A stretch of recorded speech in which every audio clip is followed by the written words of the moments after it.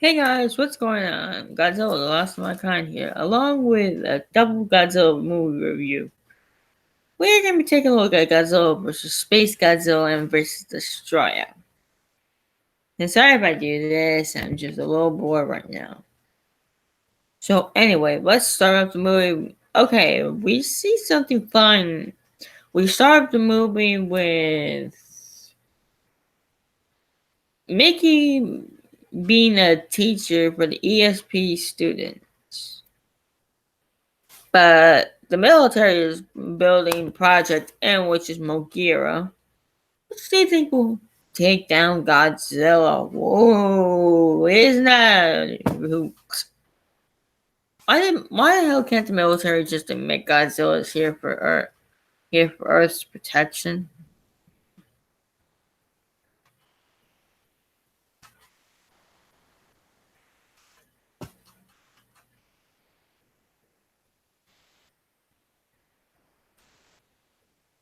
What up, guys?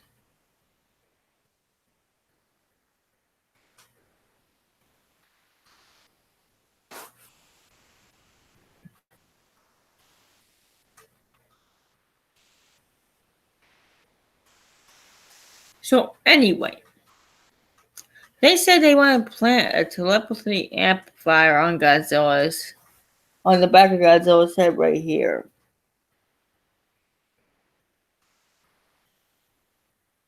And I'm thinking to myself, okay, this is the stupidest plant I have ever seen. Hey, Godzilla fan 2019 2.0. I am making you a moderator.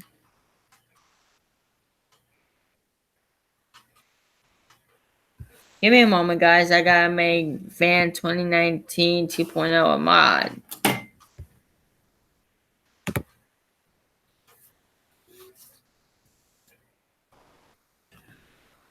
So, like always, Mickey tries to tell everybody that they need to leave Godzilla alone. But apparently, nobody. Whose account are you talking about, Crystal? I mean, Space G? Space G, whose account are you talking about? Mine or his?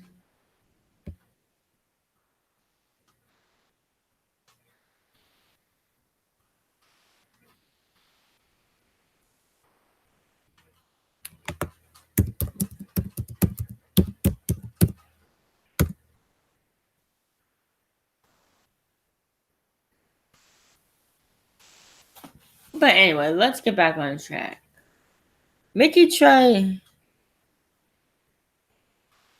Mickey tries to tell everyone that Godzilla is an intelligent and sensitive monster, even though nobody doesn't give a fuck about what people hear from other people. Nobody gives a care about what Mickey has to say. They just want to kill Godzilla or try to brain control Godzilla. I mean, does nobody know that Godzilla is not into what they want? Does anybody not get the idea that Godzilla wants to be left alone? So anyway, we go to Infant Island? I thought it was Baz Island. That's where the next film's explosion is going to take place. But okay, so Infant Island, Mothra's Island. Yeah, Mothra's Island is in this. But Mothra is nowhere to be seen except flying in space. Wasn't it her job to take out the space monster? From what she said from versus Mothra Battle for Earth that the twin fairy said that Mothra is going to head to space to take care of the meteor or whatever's coming to Earth. Mothra, you're doing a pretty sucky. You're doing a sucky job at what you were ordered to do, which is take out Space Godzilla.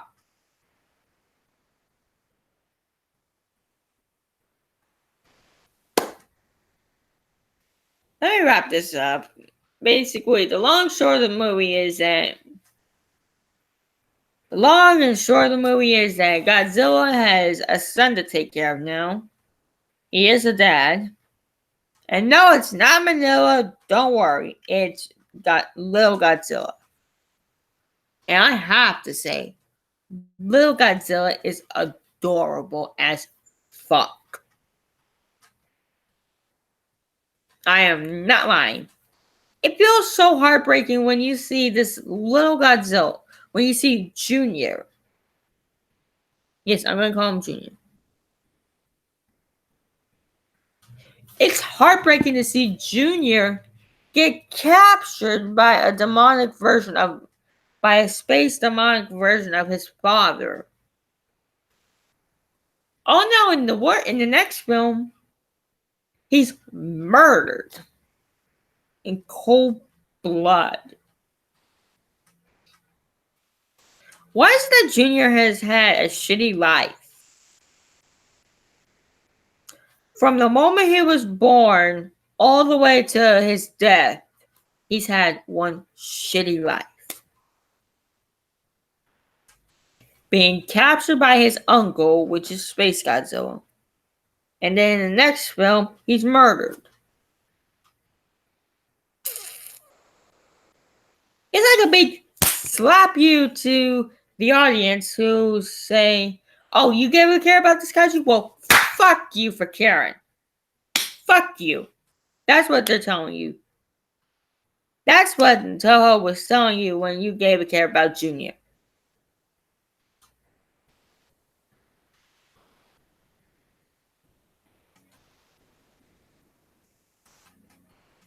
And no, guys, I'm alright. Don't worry about me smacking myself in the face.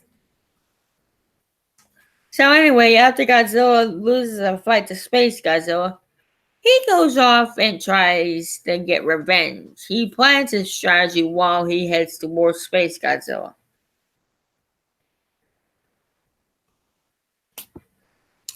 But apparently Yuki, who was being funded by Junior, has a little history grudge with Godzilla. One of his best friends and Miss Gondo's brother was murdered. From Godzilla vs. Biollante, which was okay. Versus King Ghidorah, Mothra Battle for Earth, Mechagodzilla 2, aka Mechagodzilla 3. That was 3 films ago. These two people have been holding a grudge for 3 goddamn motherfucking movies. That is impressive.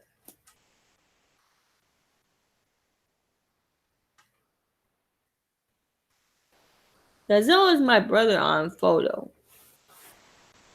I know Astro Space Godzilla.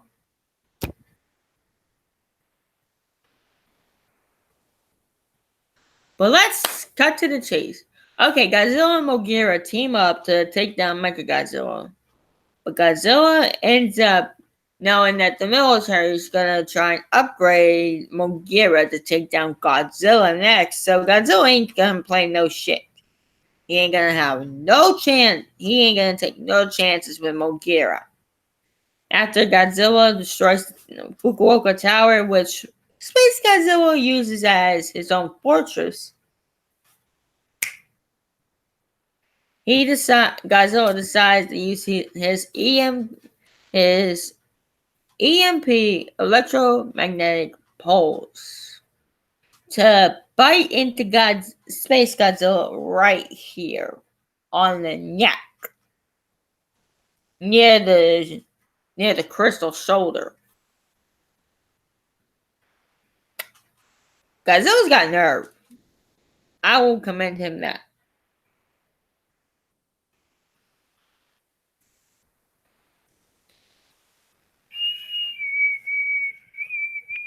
Oh, I got 45% left. Guys, I'm gonna have to wrap this up quickly. Okay, basically, we move on to the next film. Godzilla shows up in Hong Kong? Wow. Godzilla shows up in Hong Kong. And if you're wondering how Space Godzilla died, it was Godzilla's uranium atomic breath. I am not lying. If you watch the movie yourself, if you own the movie, watch it and you will see what I mean. But anyway, Godzilla goes around Hong Kong destroying it because something's the matter with it. Something's very wrong with Godzilla. He's glowing orange. The Baz Island incident with a lot of uranium and an underwater explosion, which I'm trying to figure out how that's even possible. Underwater explosion. That's not logic.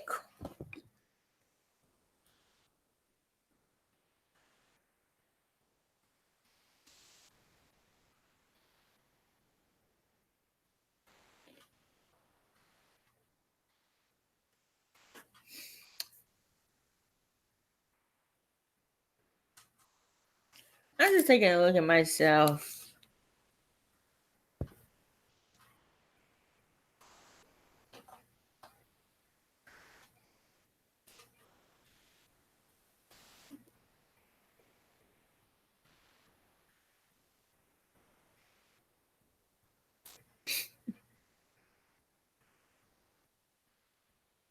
So anyway, Godzilla is being studied, but Kenichi Yamane, if I'm pronouncing this character's name right, Kenichi Yamane made a disc showing an enormous, and I mean enormous amount of data on Godzilla, but his college professor thinks it was done as a joke.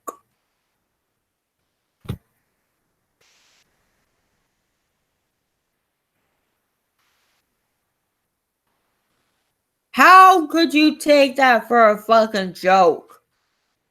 That's invaluable data, and you're gonna pass it up and say it's a joke?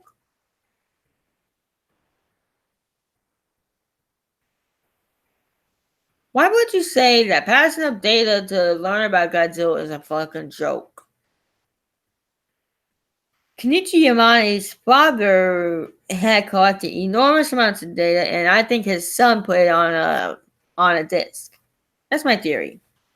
Oh yeah, and if you're wondering about how Space Godzilla was born, I say the most effective route is Bioentity, because here's the thing. Mothra cannot be an ideal candidate. She was given the order to destroy the upcoming monster. Not Destroyah. It was Space Godzilla that was supposed to be destroyed. I mean, what the fuck? Why are so many people so controversial about who did it? It's Biollante, obviously, because you see tusks. You see Biollante's tusks right here on Space Godzilla. And I'm not talking about Astro, Space Godzilla, Crystal Monster. I'm talking about the Toho character, Space Godzilla. You see tusks. The same way Biollante had sharp tusks. So, Biollante is more of an ideal candidate for Space Godzilla's birth.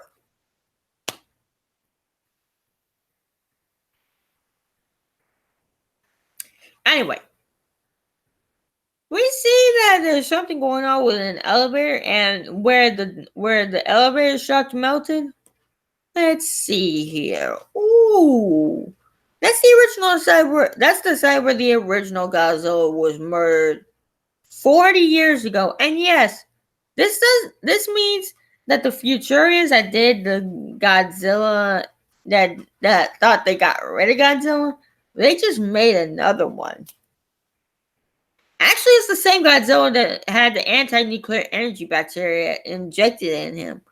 The submarine in that movie just basically helped Godzilla to get over the bacteria. And it made him grow to 100 meters.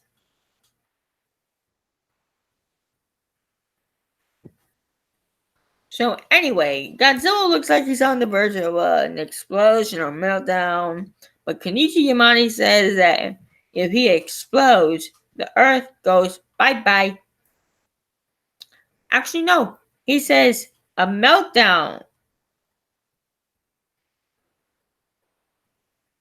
I am just enough console.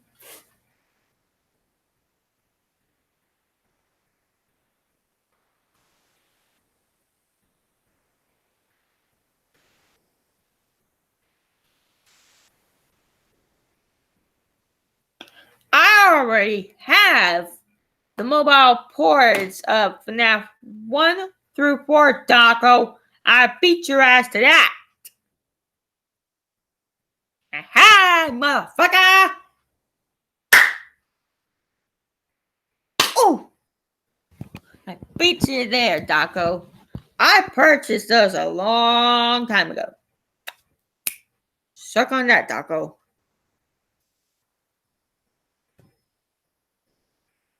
Anyway, let's get back to the review. I'm gonna shorten this review.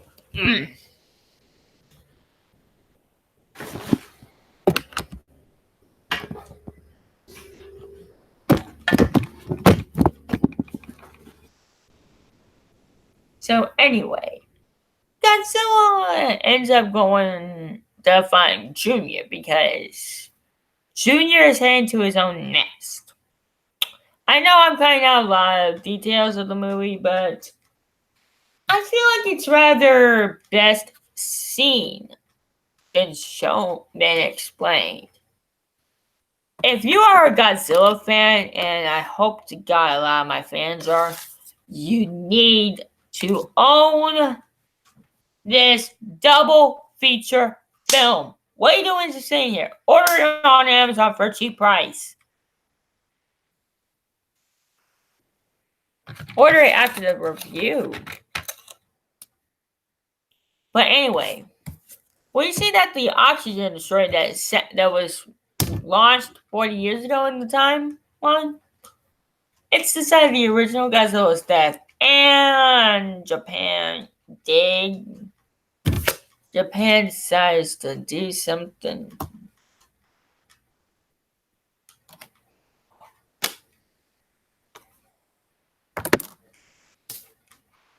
Let's see here. Let's just cut to the chase. Godzilla is burning Godzilla right now, and he's trying to go to Junior so that way they can make a home. And no, Junior's going to his nest in the Bering Sea, but Godzilla will melt out at 1200 degrees. After he fought the Super X3, yes, this is Super X3. And I realize this now. I have the original Super X2, now Super X3. 1984 versus Biollante versus Destroyah. All three Super X's. Wow.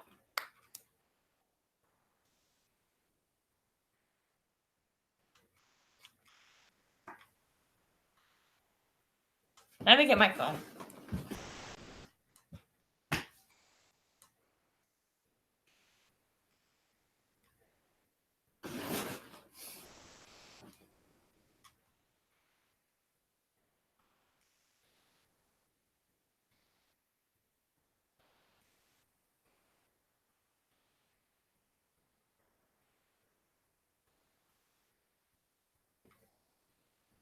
That's nice to have Space G's in Japan for a whole year. Okay, now. We also see that there's a lot of mini destroyers, but then they go and form the oxygen destroyer. Then the destroyer evolves into its flying form. Yes, Destroyer acts like Frieza. And that's what Shin Godzilla does in his film.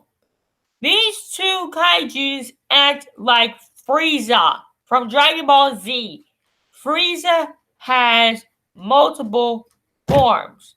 And what do Destroyah and Shin Godzilla do? They have multiple forms.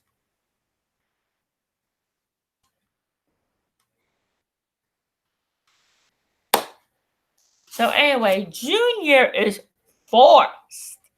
Forced by Mickey. And I'm going to say this. I consider Mickey his adopted mother.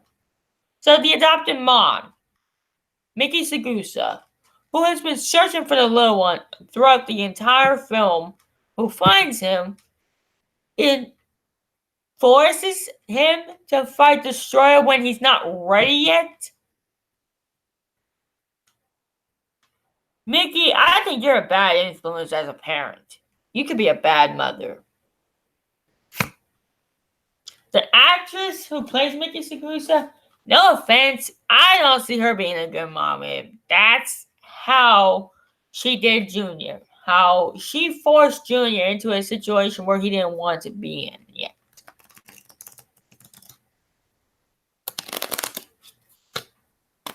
In my eyes, that's terrible parenting right there. You send your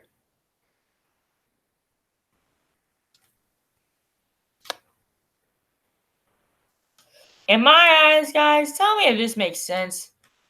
Does that feel like good parenting?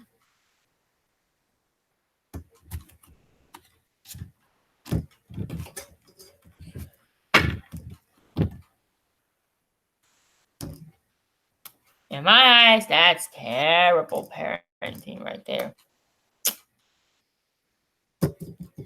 So anyway, but Junior does survive his first fight, and he declares a win.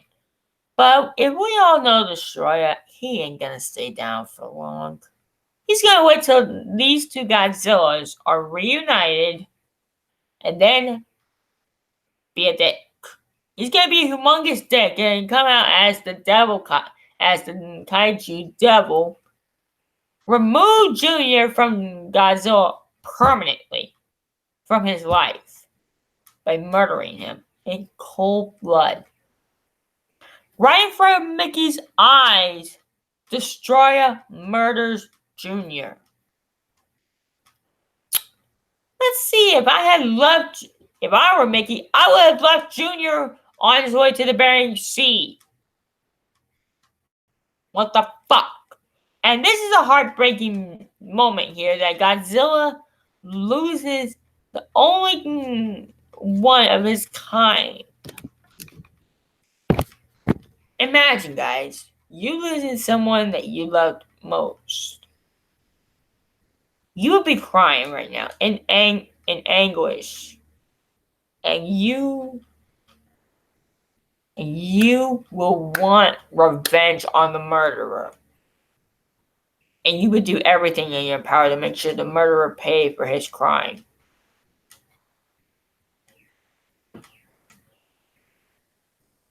That is how Godzilla felt when Destroyah murdered Junior in the movie.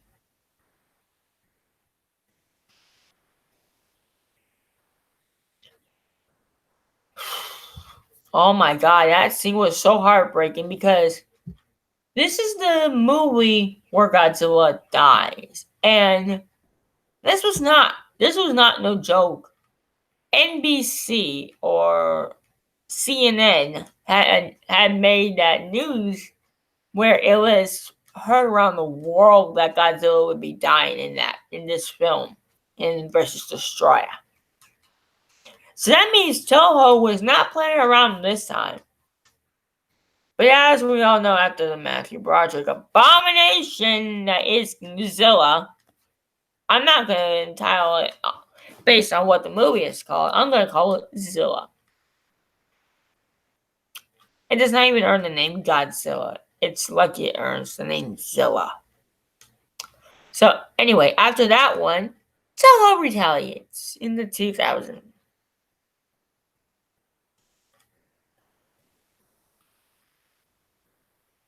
But so Godzilla, after having a humongous heartbreak right here, Destroyah went too far in my eyes and in Godzilla's eyes. If you grew up, if you watched this as a little kid, let me know in the comments below because you will have been crying your eyes out. I am not joking. Seeing Junior die makes every G fan that watches this film an emotional train wreck. I am not joking.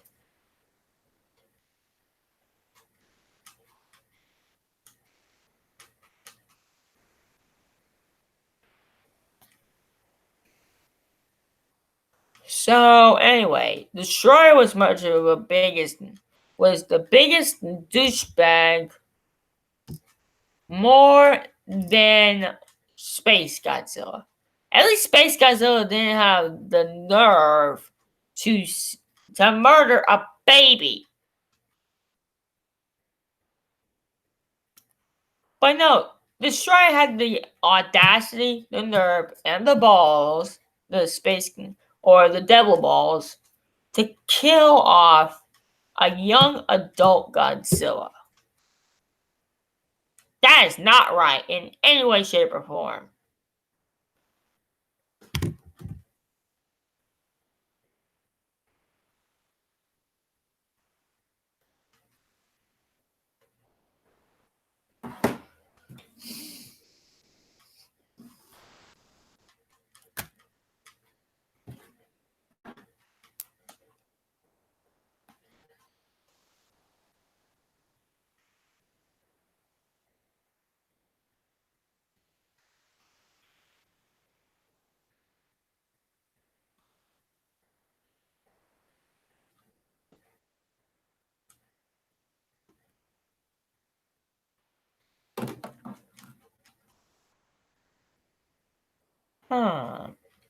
So Godzilla decides to get revenge because of the death of his son. And before all that, Godzilla breathed not super heavily, but he gave Junior enough strength. He gave Junior enough strength to come back alive long enough to close his eyes. That is how much strength Junior had gotten.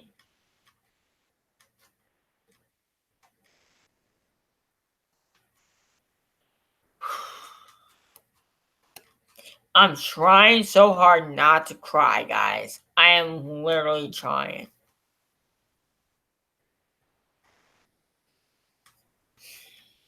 I grew up watching this as a kid. Every time I would put this film on, I would cry seeing it after seeing Junior and Godzilla die. But I do like how this film is an homage to the original because it mentions the oxygen destroyer. They even suggested on building one to get rid of burning Godzilla. I'm thinking, okay, you've already got a creature that was from the first film mentioned loose. Why do you want to add more oxygen destroyers? That does not make no scientific sense. You want to add more adult destroyers for Godzilla to fight?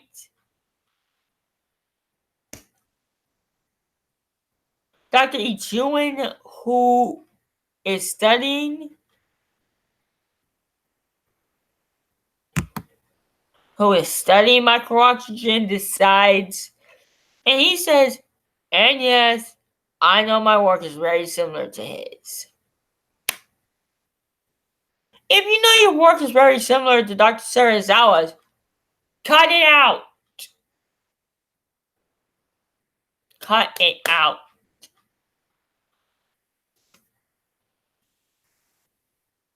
So,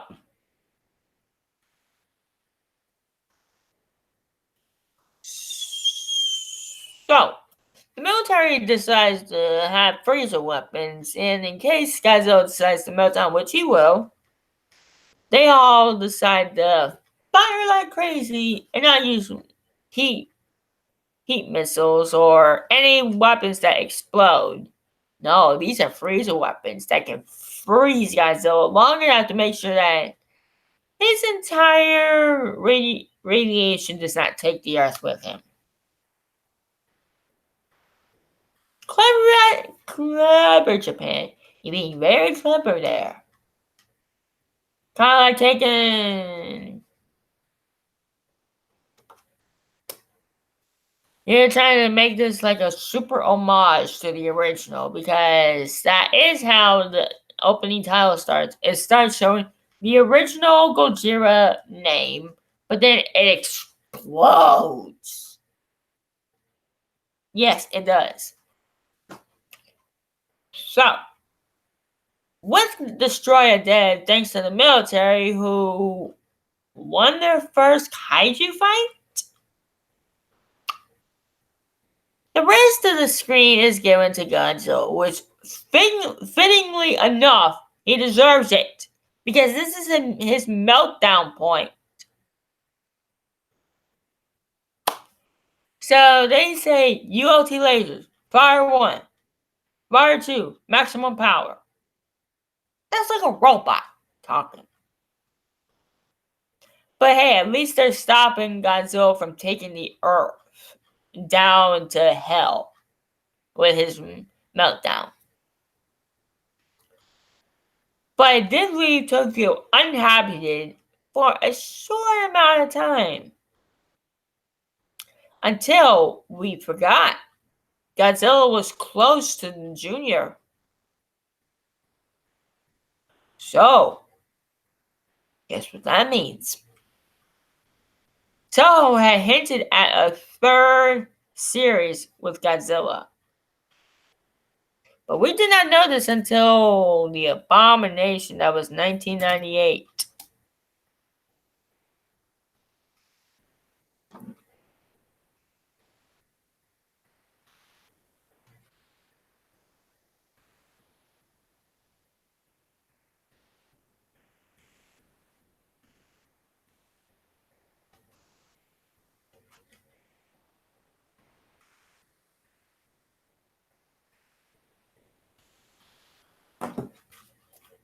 So anyway, let's get on and end this review.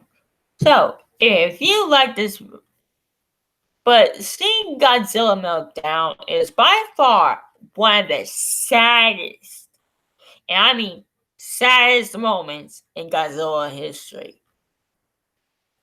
If you have not seen either of these films, then consider both these movie reviews a humongous spoiler if you have not seen them.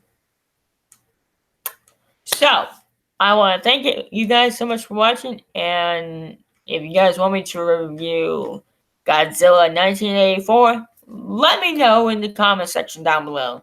And I will see you guys later, and I will see you in the next video. Bye-bye.